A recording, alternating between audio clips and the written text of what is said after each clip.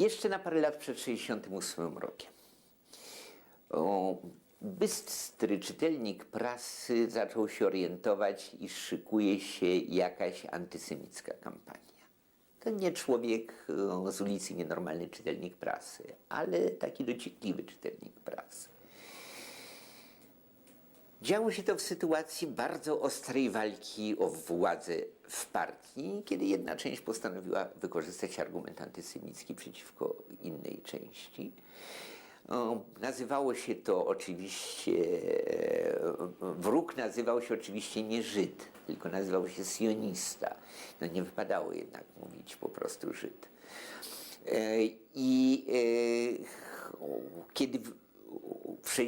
Kiedy wybuchły już te rozruchy studenckie w 1968 roku, uderzono pełną parą w ten, już jako w ruch sionistyczny.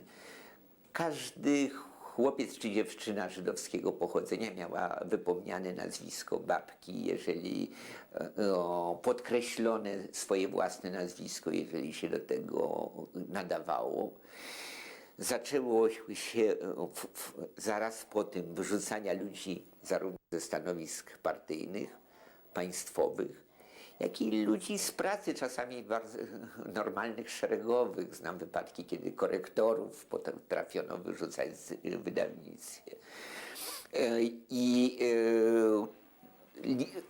Ci, którzy to rozpętali, liczyli bardzo na to, że tradycje antysemickie w Polsce bynajmniej nie wygasły do końca. Postanowiono je ożywić. Muszę powiedzieć, że próba ożywienia takich tradycji jest zbrodnicza. Nigdy nie wiadomo w ogóle czym to się skończy, nie mówiąc o tym, że jest obrzydliwe samo w sobie.